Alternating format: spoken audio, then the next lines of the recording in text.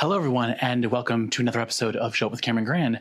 I'm your host, Camron Gran, and if you're looking at me and you're like, why does it look like your chest is pushing out? That's because I might already told you this, but I have a new miking system. I got something to put in my shirt because I don't like the fact that you can see little black dots everywhere on, social media. I do think that part of the power of being like a sound mixer or even being a boom mic is just like how you get all this good quality sound while the microphone is invisible. Obviously, this is a podcast, and then you're like, well, Cameron, wouldn't you want to see the mic? Because that's usually how it is. That's what I thought. But then I realized, because here's what people don't realize when you're watching. There's a difference between what you're seeing and what the reality of filming is. And for me, I'm not in a setup where I can make it so it's safe. I actually got into a place where I was like putting everything up so it would look very professional.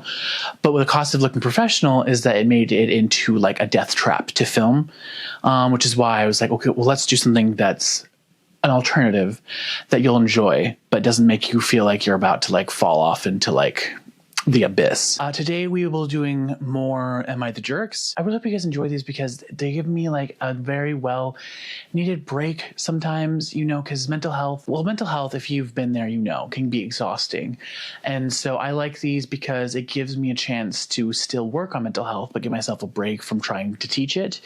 Because I have two of them, which is me teaching you guys DBT skills. And then I have one of them being this, which is kind of an overview. Eventually I plan to like do other things besides Am I the Jerks, like maybe confessions or other kind of Reddit post.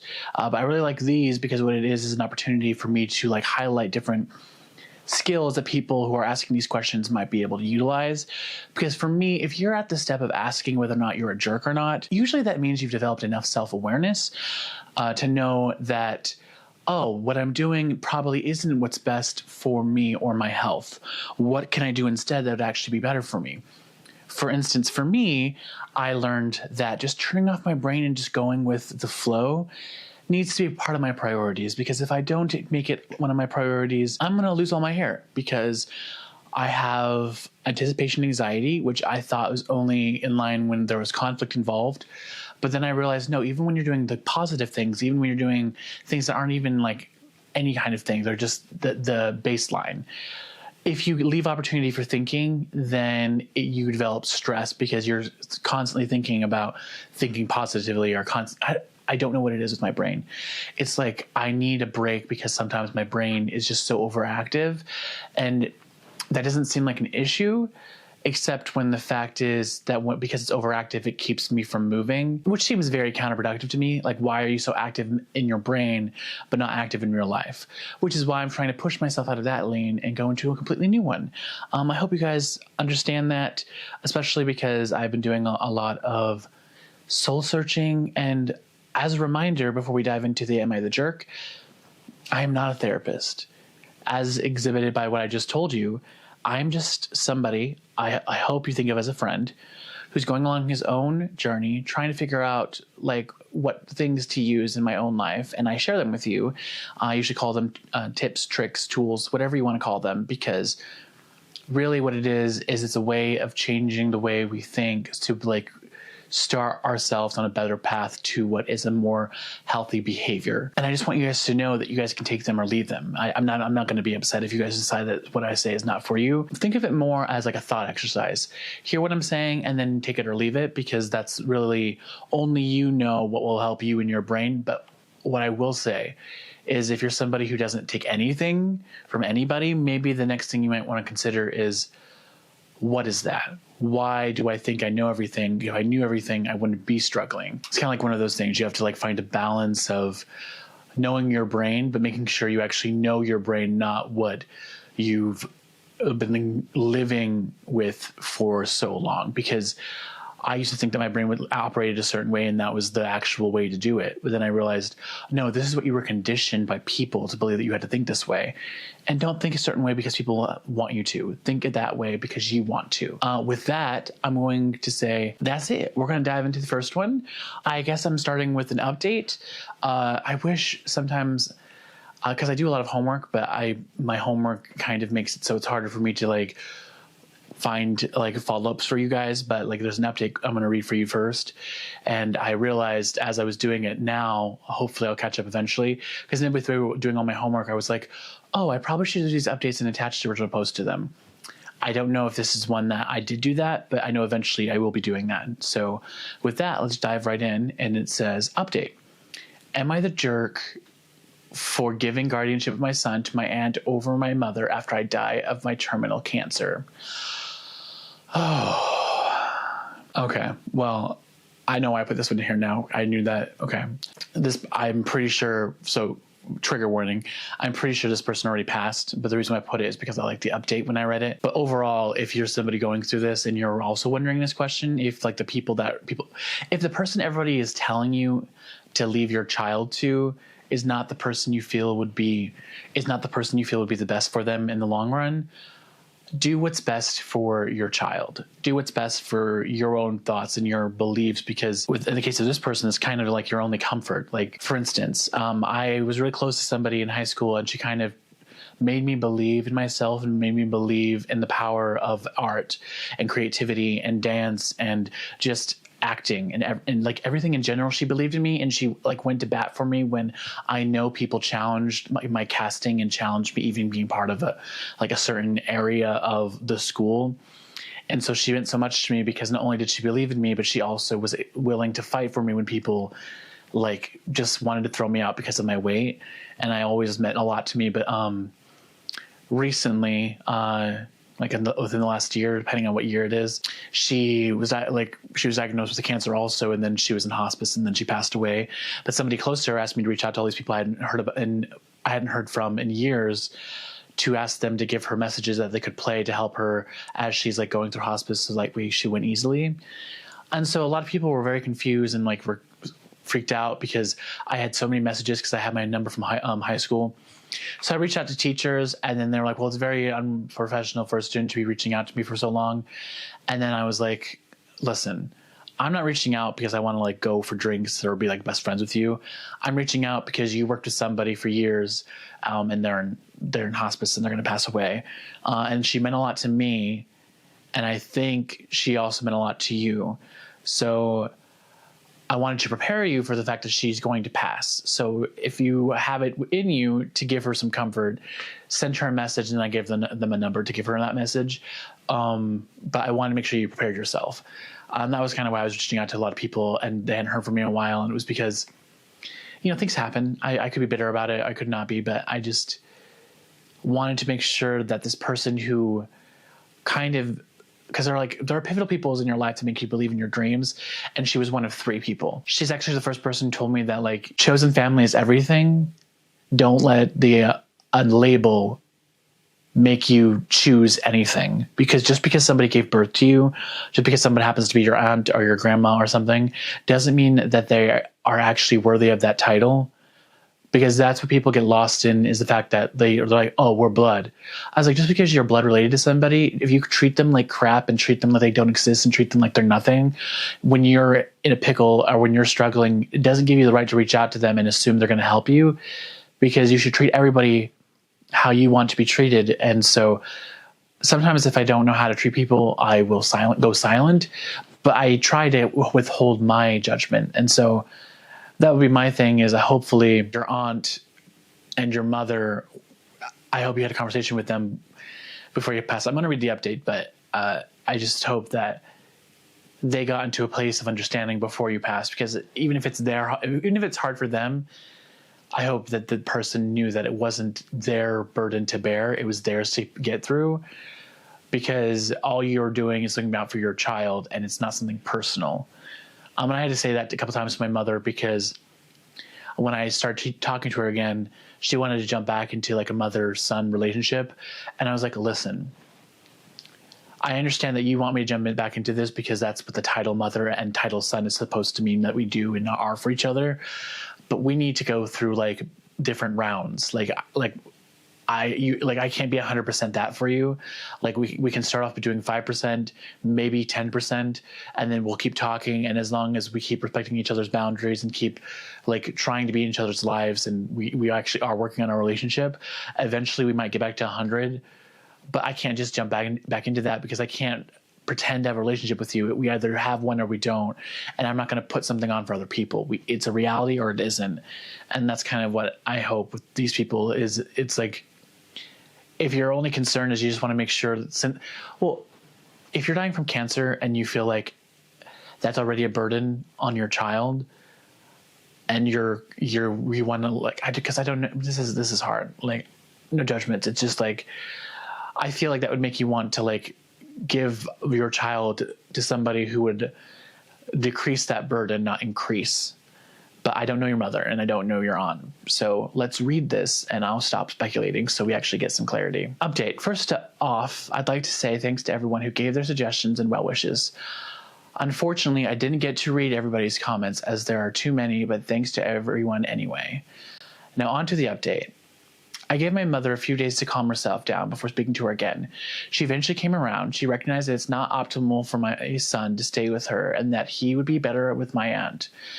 She knows that my brother is a slob. I have spoken with a lawyer who has helped me with a lot of things, including getting my son legally adopted to my aunt and her husband. He'll be staying with me until I ... pass. As a lot of you suggested, I made recordings and videos of myself giving him advice for his gosh, ruined me already, guys. For his milestones. For example, when he loses his first tooth, turning the age 10, 13, 16, 18, 21, his first girlfriend or boyfriend, if he likes. I made a video in case he is in any way LGBT+. Okay, well, that's nice of you. Leaving secondary school, going uni, getting married, or if he has any kids. There are also things I've put into writing, like how his mother died and that he was supposed to grow up with a twin brother that also sadly passed. I've also had my lawyer help me set up a little trust to help him, which is £40,000. Not that that's important to, like, your life, but okay. Moving on, sorry. From my girlfriend's father when he died, she put the money in a joint bank account that sorry, this is hard, that I got when she passed, in case he needs help with the university or decides to go traveling. All I have to do now is to enjoy the time I have left with him. I've moved my younger brother into my flat so that there will be someone to find me every day for when I go. When I'm gone, I can at least be comforted by the fact that I have a son I love so much is being taken care of, and that I will see the girl I love again and our other angel I never got to meet. Thank you again. This is OP's brother writing to edit. He has since died since posting this. Wow. I didn't know that I was going to cry on the first story. It's hard. We don't know what life is going to throw our way, and I'm just now starting to get that. And I've lived life so much on the back burner because I trained myself to be invisible, that I also trained myself to let too much life go by without moving towards my dreams. And what I like about mindfulness is it teaches you to find the wonder in every moment. And I feel like that's also has to do with this, is kind of like, okay, so I know already preemptively that I only have so much time with people that I love. Let me do as much as I can to make sure they're taken care of so that for the rest of this time, I can just love and enjoy them. And whatever happens, happens. And then I'm glad that his mother came around and actually understood his reasoning before he went. It's beautiful. And I like the fact that you have no clue who your son will be in the future. And you're including things in posts on Reddit that's just like, listen, I wrote every single scenario that I could think of for my son, and I wrote him letters, I did videos, so he has things for whatever milestones that I can think of. My parents have passed away, and I unfortunately have never actually dated, like I've tried to date people, but I've never like dated somebody, and they've never met anybody I've dated, and so I won't have any children with milestones when it comes to like somebody you've dated.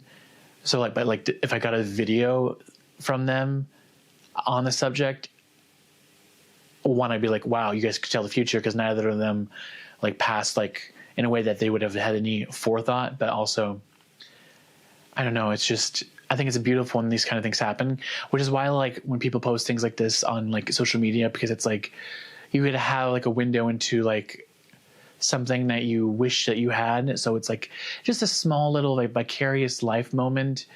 And I love those moments. I also like that he was okay with his son either traveling a lot or going to university, but he wasn't pressuring him one way or the other. I think that's sweet because not everyone is made for education, and I think it's okay to tell them that. It's like, because if you love school and you want a career in something that requires schooling, then go for it. But I feel like there's a lot of like pressure that we put on kids when really they'll figure out what they want for themselves. They just need support and guidance. You know what I'm saying? Okay, hopefully this next one is more happy. Sorry if I made you guys cry also with that first story. Am I the jerk for telling cashier that wasn't the girl's credit card? Throwaway because husband told me I was TA and want to know before I got home and argue. I don't know what TA means. I was in a higher end department store today. Rhymes with Bloomingdale's. Okay, so Bloomingdale's. And happened to end up next to two teenage age girls while shopping. That's don't edit people. Sorry, I almost went into like editing grammar because just two teenage girls. Teenage is an age. You don't need to say teenage aged girl. Redundant. This isn't the grammar police. Let me keep going. One of the girls had picked out a pair of very expensive boots, and they were both fawning over them. Second girl must have looked at price tag and asked Boots if she really gonna spend that much on boots. Girl with boots says something along the lines of, "It's fine, I have my dad's credit card, I'm not paying." Well, instantly caught my attention because that is not her card. I told my son multiple times he's never allowed to use my card, so I'm interested to see how this girl thinks she's going to get away with fraud, but had split up from the girls at this point because they had found something else. I'm gonna pause right here. I don't know what the actual like setup is, but it is very common, especially when you're young enough, and she said teenage, because you can't get a bank account until I believe the age of 14, 15, and then you still have to have a parent cosigner. So the parent might still be cosigning the credit card. But the reason why I stopped it is because just because she said it's her dad's credit card doesn't mean that's not her right to use that credit card, because this is a thing with kids. Now, usually, because I know people have gotten credit cards from their parents, and it's like, you don't spend this money. This is something really bad happened. It's an emergency. You need something. You need to get to us. We want you to have this so that you have a way back to us. That is what's important. But those are kind of ground rules between her and her parents. I don't know. Even if she took it out of her dad's wallet, a parent, I don't know if I would have said anything personally. But I'm gonna keep reading, but it's a very iffy thing because there are so many scenarios that I can think of where the girl, because some parents might be okay with their kids spending whatever they want on clothes. We don't know this teenager, so like parents, like money status. So that's why I'm like, there are a lot of like things that could lead up to you being the jerk right away, because you don't have enough information on their backstory to say that her father wouldn't be okay with this. We end up at the same register, me behind, and I see her total hit well over 4 digits. Okay. The girl's about to swipe her card when I decide that I can't let her get away with something like this, and someone has to parent this kid if no one else will. I tell cashier that isn't her card, but her father's, and I'm not sure she has permission. Girl and friend turn around, glare at me, and give me possibly the dirtiest look I've ever seen. I swear this girl was going to throw a tantrum right there. I don't think she was ever told no. Girl tells cashier her father gave her the card to shop with because it's the store's credit card and it gives him the points. Now that I've pointed out it wasn't hers, cashier tells her she can't use that card. Girl tries to show ID to prove they have the same last name. Yeah, that will help. Well, it will, because actually it's a thing with most credit cards if they have the same last name. Well, it's a thing with spouses. That's why I'm like, because even in collections, because I used to work in collections, if somebody is married to somebody, they can answer on their own behalf on the collections, which is like the end bad status of credit. So I don't know why it would be different. See, these are questions for a bank though, because none of these are things that you need. Like, I feel like a store person shouldn't even be worried about, because you're right. If you went into a bank, they might not let you unless you're somebody who's listed as a holder on the account that the money's in. Continuing on. Girl says it's not fraud because she has permission and tells me to mind my own business. I tell her that it is my business, that she's doing something illegal. She needs to pay with her own card or I call the cops. Girl is pissed now and people are glaring at me. She uses her own card and leaves crying. Cashier looks mad at me, and I tell my husband when I get home, only for him to agree I was in the wrong. So Reddit, am I the jerk? Okay, this isn't even a question. Yes, you are the jerk, because one, you said you walked away. No, because nothing. I feel like nothing was big enough to happen that I feel like was within your right to say something, because what that boiled down to is more of a boundary between you and your kids. And just because you have a certain way of parenting somebody does not mean somebody else has that same thing. Because again, yes, it might have been way higher than you would ever let your kids spend on if you did that for them. But also, we don't know who her father is. We don't know how much money her father makes. We don't know. I mean, we've seen movies with like really entitled rich teenagers. So why butt in? I don't know. There was not enough like clues throughout that where I felt like maybe you'd be in the right. Of anything, I feel like if we were just talking about DBT skill, I'd ask her and I would ask her beforehand and just be like, "Hey, I overheard you guys. This is if you have to say something. I don't think it in the scenario that you should have said anything. But if you're somebody who has to say something, I would caution be more along the lines of, hey, just so you know, because I overheard that it's your father's credit card, you should call him and make sure that he's okay with it, because you're spending so much money on these boots. It might it might freeze his credit card account, because usually if it's spent over a certain limit, then the credit cards freeze them to make sure it's the same person. And if he doesn't know you're the one spending this, he might get in trouble and for them having to freeze his account. I don't know. That's a way of making it somebody else the problem with checking that she does have permission. But that is a scenario where like you're not putting the blame on her and saying she's doing something wrong. That is like you're concerned for her father, and like just, I don't know, bureaucracy. You're like, I just don't want you to get in trouble. But that's the only way I could think of doing that without causing a problem, is being like, hey, I overheard you guys. These are really expensive for me. And you guys are here without your father. And I know that with most credit cards, if you spend over a certain amount of money, then they freeze the credit card and then call the person. And if he doesn't know that it's you doing this, he might tell them to freeze it. And once they freeze it, most of the times they think it's fraud. They won't let him just unfreeze the card again. They'll keep it frozen, depending on how soon that you tell him about this. So just make sure he's aware of it, because I don't want him to lose his credit card because you did this without telling him, even though you think it's no big deal. Just make sure he's aware. That's the most I would say. Because that way you're being like, okay, well, if he's aware and approving the purchase, that's a whole other thing.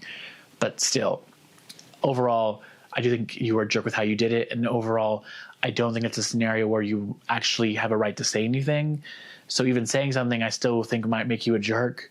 But what I suggested is the best way of saying it in the least jerk-like way. Moving on to story 3. Am I the jerk for ruining both my parents' marriages for disowning me? So they both disowned him or her. And there were 2 marriages. Were we all in the same room? I am the byproduct of my parents' extramarital affair. Both of them had spouses at the time. My birth mother got pregnant and had to tell her husband, as he was overseas when I was conceived, so there was no way I was his. A few months after I was born, they decided not to divorce. I was given to my grandparents on my mother's side to raise with my birth father, secretly paying child support without his wife's knowledge. Both my parents had other children. My dad's side knows nothing about me, but my siblings on my mom's side, mom's side, were told that I am adopted by my grandparents. Recently, I decided that I wanted to know more about my dad's family, and I sent a friend request to one of my siblings and my dad so I could get to know him. Well, he freaked out and contacted my birth mom, and they asked to speak to me over Skype. They both told me that they couldn't risk staying contacted.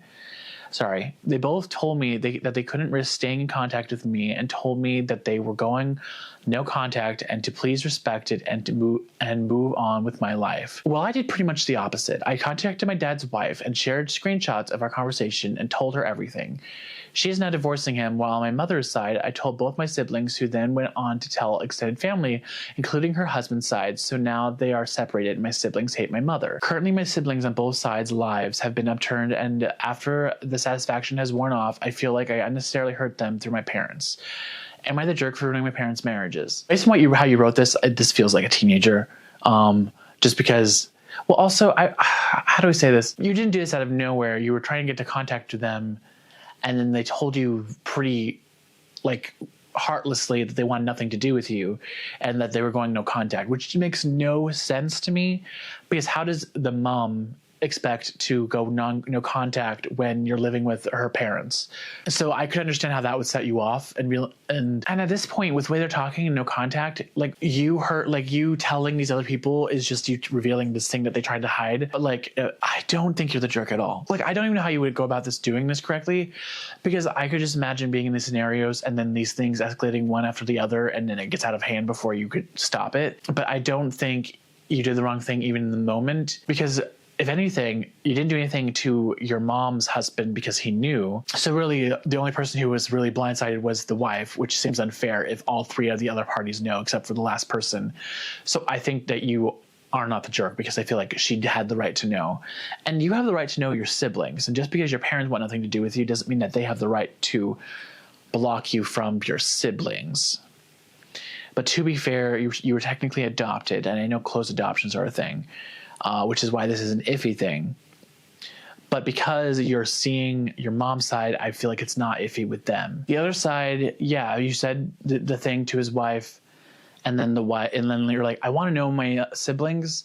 It's up to you. I know this hurts, but I tried to ask just to get to know them at all. You kind of like blocked me out, so if I can't have any contact, that's fine. But I was just trying to know who my brothers and sisters are. But I feel like that was going to be dicey no matter what. And so you did, like, even though it felt like you did a lot, I feel like you did the thing with the least amount of damage. And I don't think you should, like, liars don't get to keep lying for years. They should stop. I've lied to people, and I don't understand how people can lie for years, because it just in my soul, I feel like it's costing something every day. Well, if I care about the lies, some lies I don't care about and they cost me nothing, but that's what those are called, little white lies that make people feel good. Those lies are actually okay with me, but like huge lies, it's like deceitful and just like trying to cover your own tracks. So like you stay in the good, and like other people don't know, because if they know, then they would be hurt because you were hurting them the entire time. Those kind of lies are just dumb. We're on to the fourth story, the penultimate story. Am I the jerk for shouting at my ex in front of my daughters? My instinct would be say yes, because my ex would be, well, if it's their mother, for sure, yes. But also if it's just your ex and they're getting to know them, your children watch everything, and so I'd have to know how you did it, because it's never a good idea to to shout at like women if you're, you know, a heterosexual. It's never a good idea to shout at women, period. But also if you're in like a straight relationship, because I feel like children watch everything. So if you are doing that all the time, they're going to think that that's like an okay thing to do. And I feel like we should be actually advocating for no longer accepting that as a society, not keeping that going, because it's not okay to ever shout at somebody. I am a 37-year-old man, and I have 3 girls, 8, 10, and 12, which is their ages. Their mother walked out on us for another man when our youngest was around 4. My ex still stays in contact, though, and pays child support. Oh, well, that's nice of her, I guess. Well, because when you said walked out, you made it seem like walked out, not like co-parent.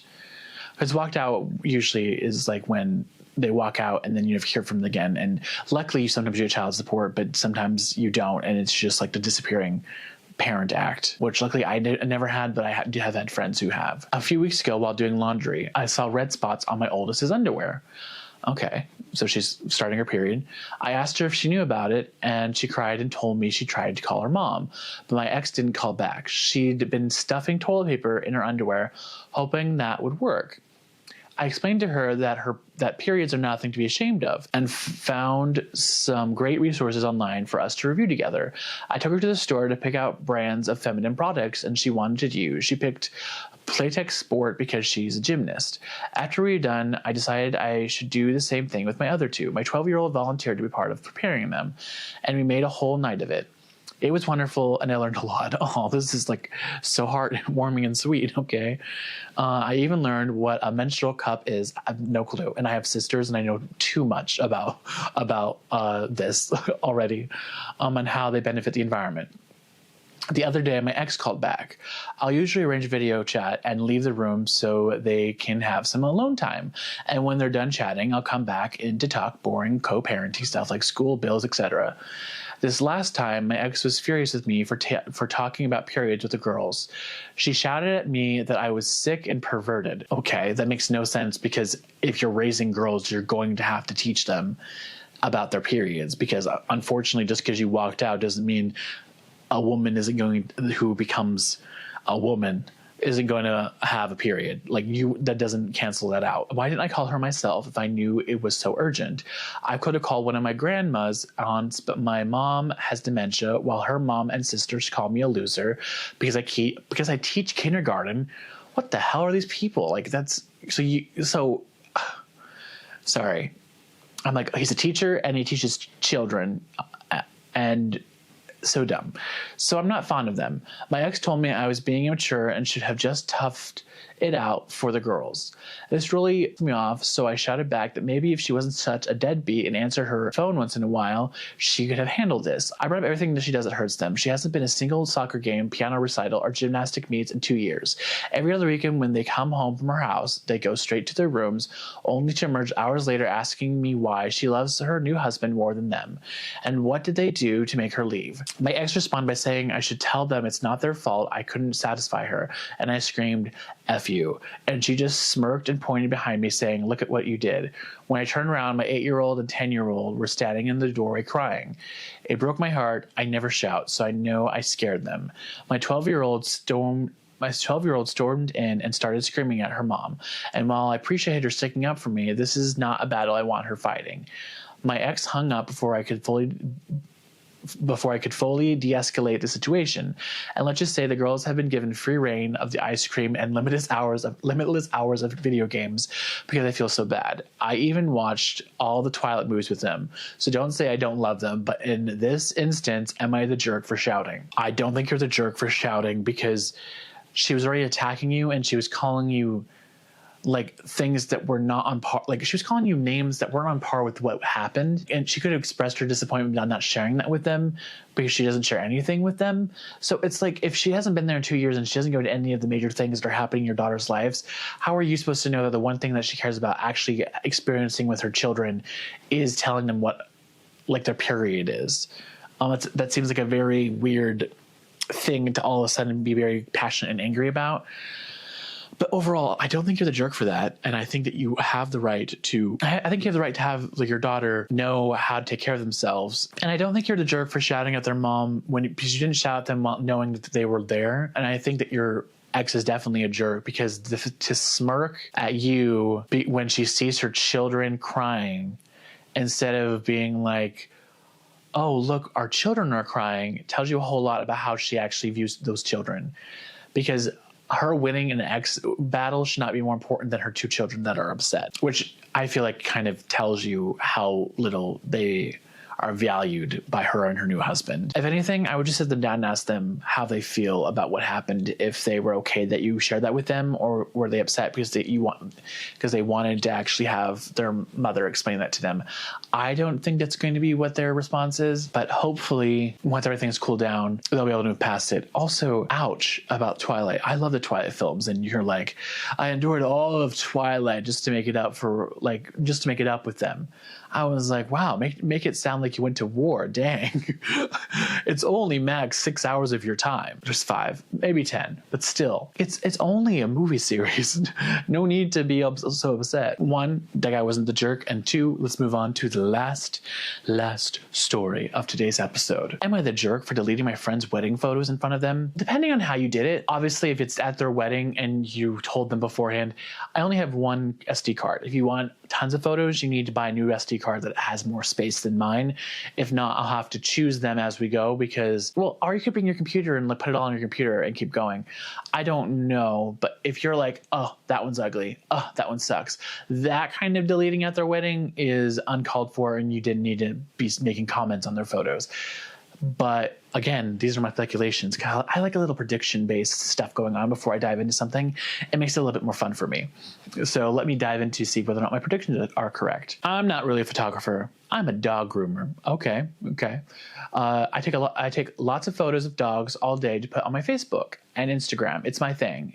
if that makes sense. A cut and a photo with every appointment. I very seldom shoot things other than dogs, even if I have a nice setup. A friend got married a few days ago and wanting to save money asked if I'd shoot it for them. I told him it's not really my forte, but he convinced me by saying he didn't care if they were perfect. They were on a shoestring budget, and I agreed to shoot it for $250, which is nothing for a 10-hour event. On the day of, I'm driving around following the bride as she goes from appointment to appointment before the ceremony, taking photos along the way. I shoot the ceremony itself, and during the reception, I'm shooting speeches and people mingling. I started around 11 a.m., and it was due to finish around 7:30 p.m. Around 5 p.m., food is being served, and I was told I cannot stop to eat because I need to be a photographer. In fact, they didn't save me a spot at any table. I'm getting tired, and at this point, kind of regretting doing this for them, doing this for next to nothing. $250 is a lot of money. So next to nothing, I feel like, is a lie. $250 is more than I make currently, so it isn't next to nothing. But so with that thing, I think that's uncalled for because they were paying you, but they also, you as somebody, because that's 8 hours, do deserve to have a break, a 30-minute break for lunch. If they have a problem with you not shooting for 30 minutes, I would have been like, listen, I'm doing you a favor. I'm working 8 hours. I deserve a lunch break. If that's a problem for you, that's not my problem. I'm getting tired, and at this point, kind of regretting doing this for them for next thing. Okay, I read that already. Whoops. It's also unbelievably hot. The venue is an old veterans legion, and it's like 110 degrees Fahrenheit, and there's no AC. I told the groom I needed to take off for 20 minutes to get something to eat and drink. There's no open bar or anything. I can't even get water, and my 2 water bottles are long empty. He tells me I need to either be a photographer or leave without pay.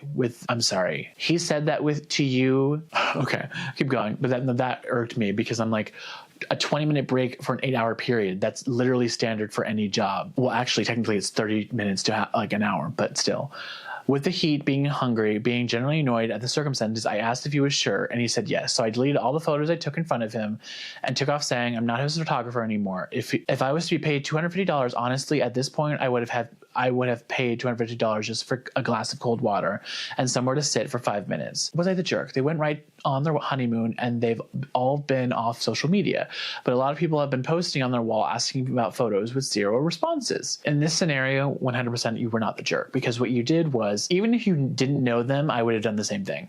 Because working 8 hours, and this is being a professional photographer, after 6 hours on a professional set, you are required to take an hour break, because that's a long time to go without a break. This is for like shooting though, a film. But and also you were not doing an easy photograph thing, because you said you were following them around. That should have been extra right there. You should have said $250 on top of all the expenses for you, because that's gas going in your tank. And then now you have to go and pay for your own thing because they wouldn't let you eat at the reception with all the other food there. And then to threaten you with not having payment because you wanted a 20-minute break to grab food. Why wouldn't the groom just have been, hey, can you wait until after this point in the wedding and then you can go and we'll just have that break? Because I'm like, I'm sorry, right after the ceremony, usually everybody has to cart from one area to the next for the reception. Why wouldn't he have been like, oh yeah, when we're after the ceremony's over, can you go take a break then? And then we can resume at this point. But there are plenty of periods. People take breaks throughout weddings. And it's just crappy to me because this behavior isn't, I'm not surprised by this behavior. I'm more upset on your behalf because it was supposed to be your friend and you're doing them a favor. Also, you already told them you're not a professional photographer. For her to be like, oh, if you want paid, listen, when it comes to family, tell them, if you want me to do this, you pay me up front. Family, period. But overall, Reddit agreed with me and said that they were not the jerk. I agree with them 100% because you did the thing of saying you showed them that you deleted it. That didn't bother me because you weren't making a comment about what the photos that were of. You're like, okay, you aren't going to pay me $250. You're not going to feed me. You want me to do all this labor and you're treating me like crap. But this is a long time for help somebody. It is hot. I'm going to pass out. So basically, this is literally an issue that happens sometimes with people that are being unprofessional, is you have to make sure that the actors and the crew are taken care of, because especially with all the lights, for instance, there's 3 different lights on me right now. 5, if you count the ones that are in the background that just light my room normally. It gets really hot on set. There needs to be liquid, a never-ending stream of liquid available to anybody who is thirsty. And if you don't have a bar and you're not allowing your photographer to get water for himself or themselves, I wasn't sure if it was a man or a woman, then that just makes you a crappy friend. So no, you're not a jerk, and you're better off without that friend. And if they try to say something to you, I would just let it go, because it's not your job to do anything for them. They sound entitled. I'm just going to say it. They sound entitled because their expectation doesn't even make sense. And it clearly was said by somebody who's never worked 8 hours before, because even if I hired somebody and it wasn't like a real job, but I was like, I'll pay you because I need somebody to help me. But it's not like it's not my business. I just need help for something. If 8 hours were going by, I'd be like, okay, I know that you need at least one break for 8 hours. Can you take it at this time, just because we have all those other things going on around this time? But that's up to me, the person hiring you, to know that and make sure that you're taken care of. So yeah, not the jerk. But what do you guys think? Did you think any of these people were diagnosed by me? You think some of them were jerks and I just missed it? But yeah, I really like doing these. I hope you guys enjoy them. If you guys have time and you want to help, me out, you could go to where you guys listen to podcasts at, and you could leave a review, give me some stars or just your thoughts, because it helps push this to more people, and every little step and every little thing helps. And every little thing helps. Sorry, I don't have the rights to that, so I don't want to sing it. And since we're on this topic, if you guys also want to go to the Show Up for Camron Gran YouTube channel and push that subscribe button, so you can get notified when I post more videos. Sorry, I'm a little dehydrated. I need some water. That also helps me a lot, and I would appreciate it, because the more people who subscribe, the more I might finally be able to do this more and have something to help push me to be more creative, because it's hard to balance this and another job. I want to get to the point of making this my job, and mostly because I love helping people and I love sharing these things that hopefully inspire them to work for themselves and make sure that they're taking care of themselves, no matter what other people are trying to guilt them into doing. Because at the end of the day, you can't take care of other people until you take care of yourself first, which is not the same thing as being selfish or selfless. That's a whole other thing. But we all have only so much energy to give, but make sure that when you help other people, that the energy for yourself is not being siphoned away to help other people, because then that can lead to further future problems. Which is why if you watch this podcast, I always say, show up for yourself, because sometimes, most of the time actually, the one person we forget to actually be there for is ourselves, which is why I say that, because why, everyone? Say it with me.